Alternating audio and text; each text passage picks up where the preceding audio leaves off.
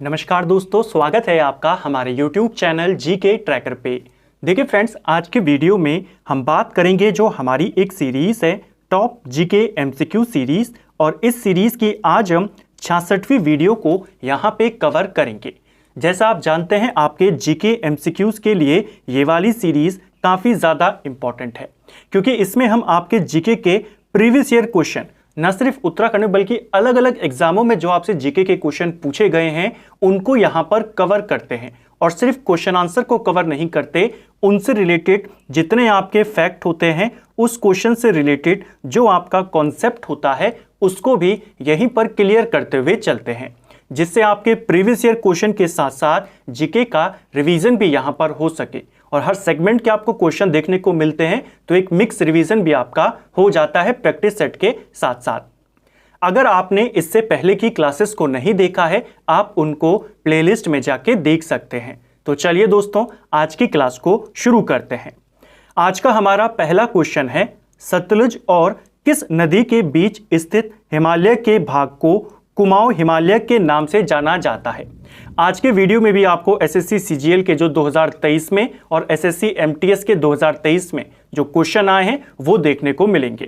तो सतलज और कौन सी नदी के बीच में पाया जाता है आपका कुमाऊं हिमालय, इसको हमने डिटेल में कवर किया था हमारी ज्योग्राफी वाली सीरीज में। सतलज और काली नदी के मध्य का जो क्षेत्र है वो आपका कुमाऊं हिमालय कहलाता है। ठीक है, ऑप्शन बी इसका सही आंसर होगा।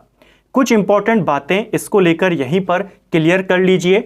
हिमालय का पश्चिम से पूर्व का विभाजन क्या होता है, वो इन्हीं में विभाजन में किया जाता है, पंजाब हिमालय, कुमाऊं हिमालय। और पश्चिम से पूर्व विभाजन को ही प्रादेशिक विभाजन भी कहते हैं।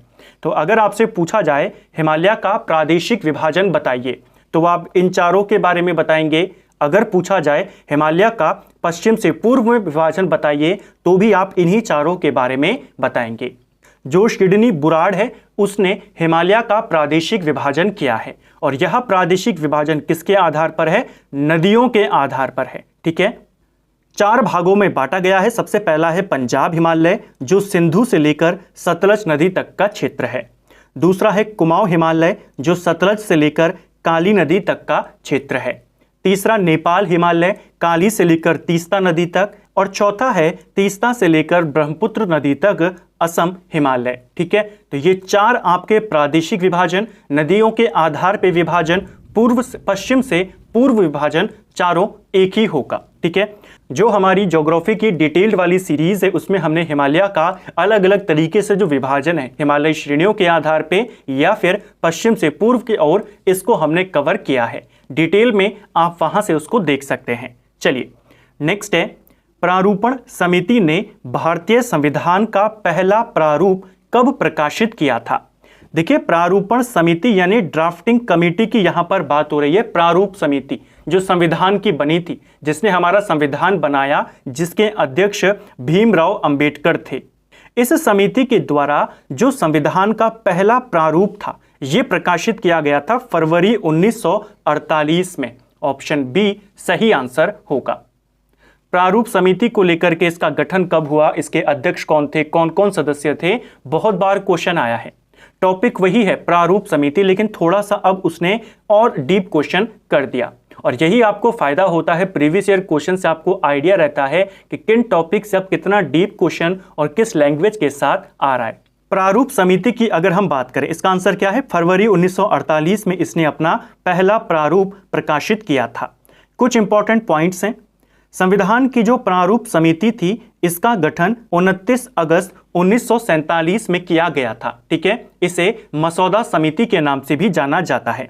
इसमें कुल आपके 7 सदस्य शामिल थे, जिसके अध्यक्ष भीमराव अंबेडकर थे। दूसरे सदस्य थे एन गोपाल स्वामी अयंगर। तीसरे अल्लादी कृष्ण स्वामी अय्यर। चौथे के.एम. मुंशी। 5वें थे सैयद मोहम्मद शादुल्ला। छठे थे एन माधवराव। एन माधवराव इसमें मूलतः शामिल नहीं थे, इनकी जगह पर बी.एल. मित्र शामिल थे, लेकिन बी.एल. मित्र ने बाद में अपना नाम वापस ले लिया, तो एन माधवराव को शामिल कर दिया गया। और 7वें व्यक्ति थे टी.टी. कृष्णमाचारी। ये भी मूलतः शामिल नहीं थे, इनकी जगह पर डी.पी. खेतान शामिल थे। लेकिन डीपी खेतान का 1948 में निधन हो गया और इनकी जगह पर कृष्णमाचारी को जोड़ा गया। तो ये 7 सदस्य हैं। बहुत कम चांस होता है कि आपको सदस्यों के नाम पूछ ले। सिर्फ 2 क्वेश्चन आपको इन 7 के साथ याद करना है। पहला, इसके अध्यक्ष कौन थे, और दूसरा, इन 7 में मूलतः कांग्रेसी कौन थे। तो कांग्रेस के एकमात्र व्यक्ति इसमें जो थे मूल रूप से वो के.एम. मुंशी थे। ठीक है, अब इनके प्रारूपों की बात करते हैं। इन्होंने अपना पहला प्रारूप फरवरी 1948 में प्रकाशित किया। संविधान का इन्होंने दूसरा प्रारूप अक्टूबर 1948 में किया और तीसरा और अंतिम प्रारूप 4 नवंबर 1948 को इन्होंने पेश किया। तो इसको ध्यान रखेंगे। आपसे पहला पूछा गया है, हो सकता है आने वाले एग्जाम में अंतिम पूछ ले, दूसरा पूछ ले, कुल कितने प्रारूप दिए थे इन्होंने ये पूछ ले, तो आपको ये तीनों यहीं पर क्लियर हो गए। ठीक है, संविधान का भाग 9B किससे संबंधित है? तो देखिए, भाग 9 बहुत इंपॉर्टेंट भाग है हमारे संविधान का। 3 पार्ट हैं इसके, एक 9 है, एक आपका 9A है और एक आपका 9B है। जो 9 है आपका भाग, वो आपके पंचायतों से संबंधित है। 9A आपके नगर पालिका से संबंधित है, आप जानते हैं। तो आपका नगर पालिका तो एलिमिनेट हो गया, पंचायत एलिमिनेट हो गया और अधीनस्थ न्यायालय यहां पर आएंगे नहीं। तो एक ही आपका बचा, सहकारी समितियों से संबंधित है संविधान का भाग 9B। ठीक है, कहीं पर इसे 9ख भी लिखा है क्योंकि 9 ये है, क ये है और ख ये हो जाएगा। काफी डीप क्वेश्चन था क्योंकि आमतौर पर हम याद करते हैं कि जो संविधान का भाग 9 है वो पंचायतों और नगर पालिकाओं से है, लेकिन सहकारी समितियों को लेकर अब लगातार क्वेश्चन पूछे जा रहे हैं। तो आपने इसको ध्यान रखना है, ये किससे संबंधित है? सहकारी समितियों से संबंधित है। 97वां जो संविधान संशोधन किया गया था 2011 में, उसके तहत इसको संविधान में जोड़ा गया और एक आर्टिकल भी संविधान में जोड़ा गया 43B। ये भी किससे संबंधित है? सहकारी समितियों से संबंधित है। ठीक है, नेक्स्ट है हमारा, मास्की शिलालेख वर्तमान में किस राज्य से संबंधित है? मास्की शिलालेख की बात करें, ये आपके वर्तमान में कर्नाटक में पड़ता है। ऑप्शन डी सही आंसर होगा। अब ये शिलालेख फेमस क्यों है? देखिए, यह शिलालेख अशोक का शिलालेख है। ठीक है, और इस शिलालेख में हमें अशोक का मूल नाम देखने को मिलता है। आप जानते हैं अशोक के अलग अलग शिलालेखों में उसके अलग अलग नाम दिए गए हैं। क्वेश्चन आता है अशोक का जो व्यक्तिगत नाम है, जो उसका ओरिजिनल नाम है अशोक, ये किस में देखने को मिलता है? तो कुछ इंपॉर्टेंट अभिलेख जिसमें ये मिलता है, जैसे आपका मास्की अभिलेख है, गुर्जरा अभिलेख है, नेत्रु अभिलेख है, वहां मिलता है। तो उन्हीं में से एक है मास्की अभिलेख जो कि अशोक का है और ये आपके कर्नाटक से मिला है। ठीक है, इसी अभिलेख से हमें अशोक के काल में जो दक्षिण भारत था उसकी जानकारी मिलती है। ठीक है, दक्षिण की सीमाओं की जानकारी मिलती है। नेक्स्ट है, भारत के निम्नलिखित में से किन राज्यों में अक्टूबर से दिसंबर के दौरान पूर्वोत्तर मानसून के कारण बारिश होती है? तो देखिए, भारत में मानसून और जलवायु को लेकर भी हम ज्योग्राफी की जो हमारी सीरीज है उसमें डिटेल में बात करेंगे, लेकिन इससे पहले भी हमने कई बार इस कॉन्सेप्ट को क्लियर किया है। मैंने आपको कहा कि भारत में अक्टूबर से दिसंबर यानी शीतकालीन वर्षा की बात यहां पर हो रही है और उत्तर भारत और दक्षिण भारत दोनों में शीतकालीन वर्षा होती है। डिफरेंस यह है, जो पूर्वोत्तर मानसून है, उत्तर पूर्व का मानसून, इसकी वजह से दक्षिण की तरफ बारिश होती है और जो आपका वेस्टर्न डिस्टर्बेंस होता है उसकी वजह से उत्तरी भारत में शीतकालीन वर्षा होती है। तो दोनों में अंतर क्या है? जो आपका पूर्वोत्तर मानसून है, इसे लौटता हुआ मानसून भी कहते हैं, इसकी वजह से तमिलनाडु का सबसे ज्यादा बारिश तमिलनाडु में होती है। क्वेश्चन आया भी था पेपर में कि तमिलनाडु में जो शीतकालीन वर्षा होती है किसके कारण होती है? इसी पूर्वोत्तर मानसून, जिसे लौटता हुआ मानसून कहते हैं। और साथ में जो दक्षिण के इलाके हैं यहां पर, और जो उत्तर भारत में होती है या उत्तर पश्चिमी क्षेत्र में होती है, वो वर्षा किस वजह से होती है शीतकाल में? वेस्टर्न डिस्टर्बेंस के कारण। ठीक है, यही बात हमने यहां पर लिखी है शॉर्ट में कि तमिलनाडु के तटीय क्षेत्रों में उत्तर पूर्व मानसून के कारण और उत्तर पश्चिम क्षेत्र में पश्चिमी विक्षोभ के कारण शीतकालीन वर्षा होती है। नेक्स्ट है, प्रधानमंत्री रोजगार योजना किस पंचवर्षीय योजना के दौरान की गई थी? सीजीएल में यह क्वेश्चन आया था और 2 क्वेश्चन इसको लेकर आपसे पूछे गए थे। इसका आंसर है 8वीं पंचवर्षीय योजना और दोनों क्वेश्चन इसी योजना से जुड़े थे। तो 8वीं पंचवर्षीय योजना काफी इंपॉर्टेंट है। इसका जो टाइम पीरियड था ये 1992 से लेकर 1997 के मध्य में था। ठीक है, यह पंचवर्षीय योजना जॉन डब्ल्यू मिलर मॉडल पर आधारित थी और इसी पंचवर्षीय योजना के दौरान प्रधानमंत्री रोजगार योजना 1993 में शुरू करी गई। एक क्वेश्चन तो ये था। दूसरा क्वेश्चन पेपर में ये आया था कि भारत में आर्थिक सुधारों की प्रक्रिया किस पंचवर्षीय योजना में शुरू करी गई, वो भी 8वीं पंचवर्षीय योजना थी। ठीक है, नेक्स्ट है, निम्नलिखित में से कौन सी सुधारवादी संस्था वेदों को समस्त ज्ञान का स्रोत मानती थी? तो वेदों को समस्त ज्ञान का स्रोत ये माना था आर्य समाज ने। ऑप्शन बी सही आंसर होगा। आर्य समाज की स्थापना 1875 में माणिक चंद्र वाटिका में होती है, जो आपके मुंबई में पड़ती है। इसके संस्थापक स्वामी दयानंद सरस्वती थे। इनका उद्देश्य क्या था? उद्देश्य था वैदिक धर्म को पुनः शुद्ध रूप में स्थापित करना। और इनका फेमस नारा क्या था? वेदों की ओर लौटो। तो वेदों में ही समस्त ज्ञान है, वो किसने कहा? आर्य समाज ने कहा था। ठीक है, वेदों के पुनरुत्थान का श्रेय भी आर्य समाज को जाता है। नेक्स्ट है, दिल्ली सल्तनत का निम्नलिखित में से किस प्रणाली या व्यवस्था का बहमनी साम्राज्य और विजयनगर साम्राज्य पर प्रभाव था? यानी कोई ऐसी प्रणाली, ऐसी व्यवस्था जो दिल्ली सल्तनत में थी और जिसका प्रभाव हमें विजयनगर और बहमनी साम्राज्य में भी देखने को मिला।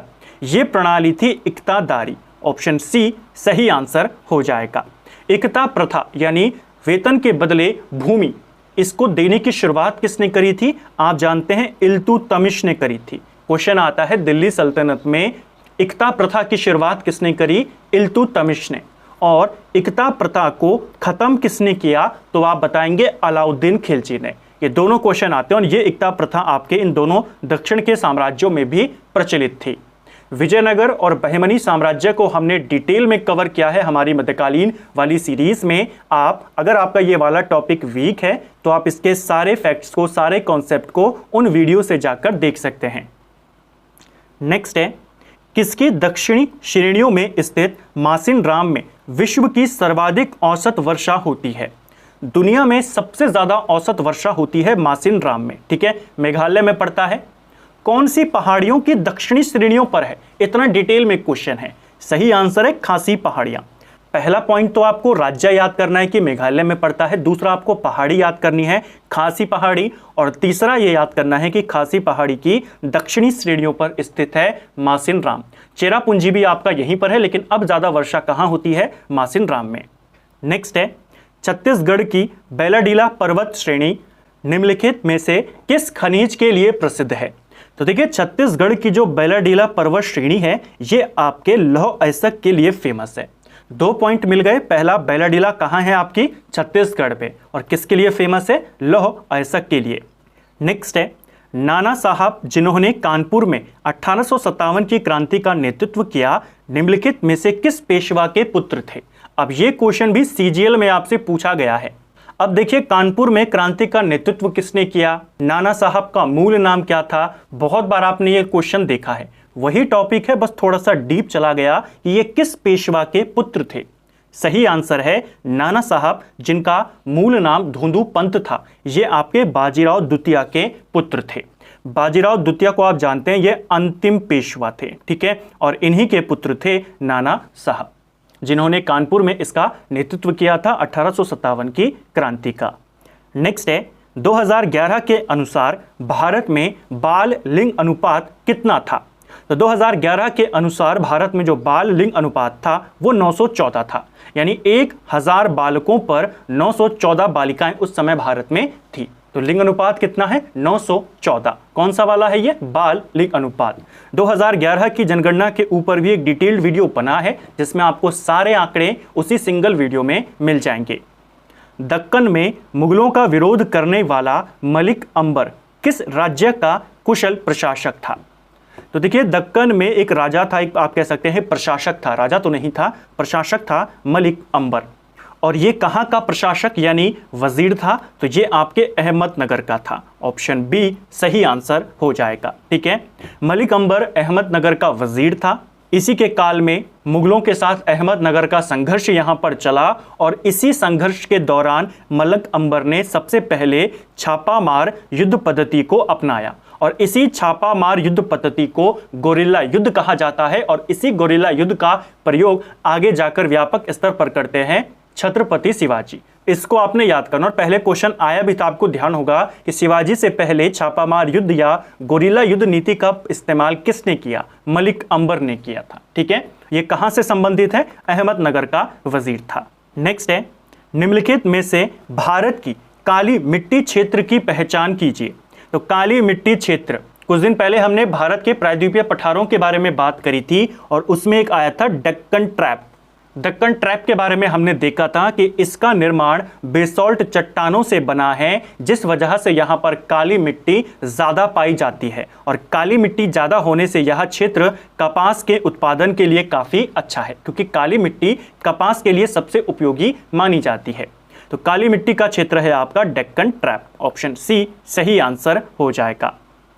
कोपेन की योजना के अनुसार भारत में किस प्रकार की जलवायु को CWG से निरूपित किया गया है?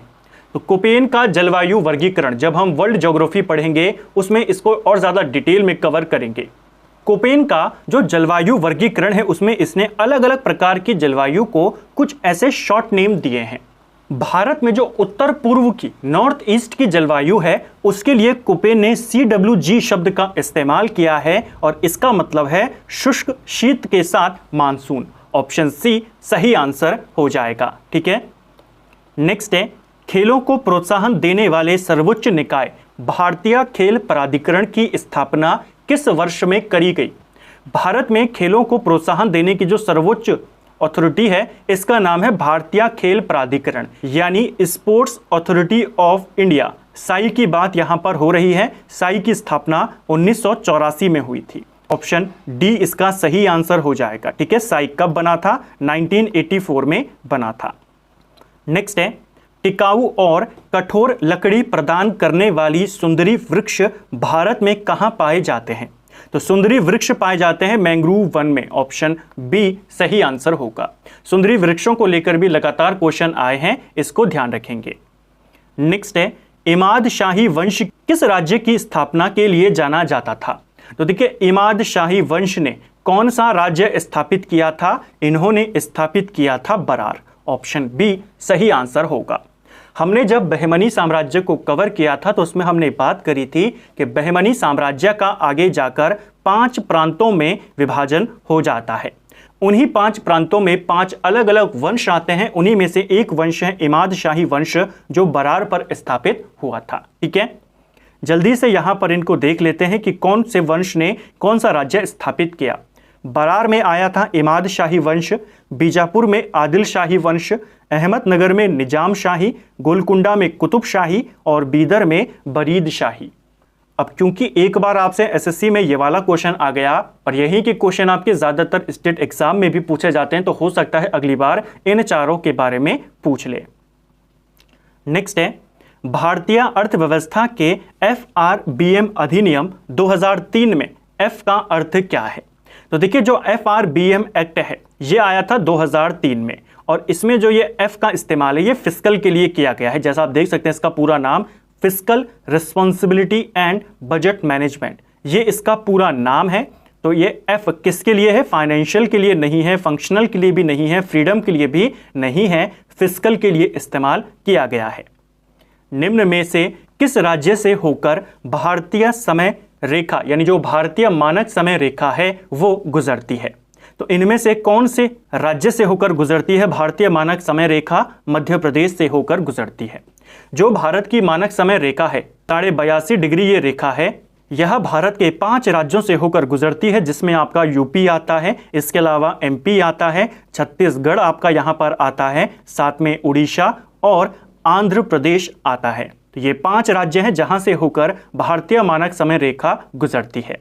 क्वेश्चन आता है, आप जानते हैं भारत से कर्क रेखा भी होकर गुजरती है, तो कर्क रेखा और मानक समय रेखा एक दूसरे को कहां पर काटते हैं? ये दोनों एक दूसरे को छत्तीसगढ़ में काटते हैं। इसको आपने ध्यान रखना है, क्वेश्चन पेपर में बना हुआ है। ठीक है, भारतीय मानक समय रेखा ग्रीनविच माध्य समय जो है GMT टाइम से कितना समय आगे है? तो आप कहेंगे 5.5 घंटे आगे है हमारा समय। इसको भी ध्यान रखेंगे, कई बार ये भी पूछ लेता है।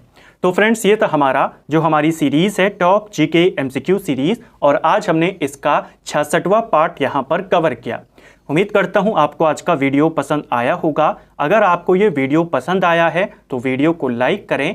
अगर आप चैनल पर पहली बार आए हैं, चैनल को सब्सक्राइब करें, अपने दोस्तों के साथ शेयर करें। वीडियो आपको कैसा लगा कमेंट बॉक्स में हमें ज़रूर बताएं। Thank you friends.